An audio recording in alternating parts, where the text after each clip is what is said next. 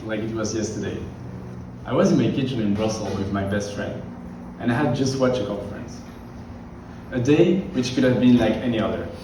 Turns out to be the day I had been looking away from the climate crisis for too long. After this day, my life changed, and I realized I had a responsibility to do something. I will come back to that story in a moment, if you will allow me. To start this talk, I first need to clarify what climate change is and where does it come from. In fact, even if it's the biggest challenge humanity has ever faced, it is quite simple to understand where it comes from. My goal here today is not to sound like an expert or someone who comes here trying to lecture you, although it is important to me that you understand that this is not my opinion. This is just fact about the future of humankind. I'm just a young man who one day woke up and decided to say, I don't want to be part of the problem anymore. I want to be part of the solution. So you've all heard about the greenhouse effect, the CO2 we emit, that flying or buying crap from the other sides of the world is not good, right? By existing, purely existing, we emit fossil fuel, such as coal, oil, and gas, every day into the atmosphere. They trap the heat of the sun that will stay there for hundreds of years to come, causing the warming up of the earth. We are not all monsters, but it is all the things I mentioned before that are causing the warming up of the earth in extremely dangerous ways. Okay, but what does that mean? The climate crisis is just a consequence of a system that is built on exploitation. It has been confirmed for decades by science. Humans are the cause. The economic system as we know it always wants more and more growth in a world with limits. So you see the problem coming here. If we acknowledge it, we are living in a fossil fuel addicted society based on intensive agriculture, meat production, and polluting industries. We also have to acknowledge that we will have to change the entire system instead of just looking through policies that look at what the core of the problem is. And the problem is global inequality, leading to climate injustice. To understand what climate justice is, we need to understand how we got here in the first place. So a lot of the success of the global north has come at the expense of the global south. To give you an example, in 2018, only 2% of the global world population has flown internationally. So although everyone here may think it's the most normal thing on earth to fly for the beach in Spain for the weekend, this privilege only belongs to 1% of our society, the most privileged amongst us. And how did we get to that major inequality? Because the Western world has built its success on the lives of the rest of the world by modern slavery, exploitation, and colonization. And by doing that, we cause the climate crisis, emitting billions of tons of CO2 every single year into the atmosphere to keep up this luxury and ignoring lifestyle. So take a look at those two maps. So first, we see how the world looks like, geographically.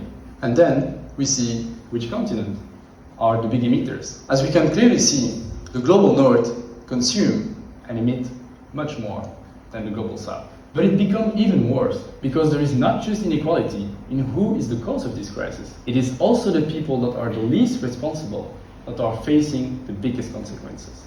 So basically, you can't get the climate crisis without the Industrial Revolution. You can't get the Industrial Revolution without oil and gas. And you can't get oil and gas without colonialism and slavery. So let's keep going with some facts, because we don't always realize the scale at which this is happening and how serious this is. If politicians would follow the current policies they proposed at COP26, we would still go to a world of 2.7 degrees of global warming, which would be catastrophic. Children born today are up to 7 times more likely to face extreme weather events than their grandparents. A rise of 2.7 degrees will affect everyone. Even wealthy cities and rich countries wouldn't be immune to the consequences. Let's do an exercise, because a big part of us sometimes rationally understand these things, but we don't feel them. So could you all close your eyes for 2 minutes? So close your eyes and imagine a room at your house, a place that you like, where you feel good, where you like to sit or stay when you need to relax and rest. Can you see that room? Try to visualize the room with every detail. Imagine the sofa you're in, or the table you're seated at, the music that runs, or maybe the smell. You can be alone or with other people. Now imagine all the memories that you made there, all the things that this room reminds you of.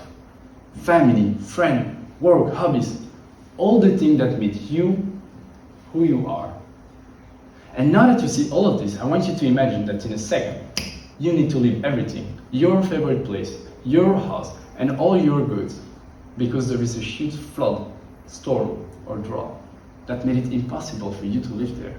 Now you may open your eyes again. I want you to remember that this is the case for around 20 million climate refugees every single year. Now, let me help you with something I did wrong at the beginning of my activism. I was blaming myself for not knowing about this problem, and I was asking myself, why didn't I do anything before? But don't blame yourself too much, because research shows that only 1 to 2% of media attention is targeted around climate change. So it's not a joke. The biggest threat humanity has ever faced, and almost no media or schools talks about it. Don't blame yourself too much, because huge multinational and lobby industries have been spending billions of dollars every year for many years to consult about the danger of climate change. Social media is made to take us far away from reality and to make us see what we want to see.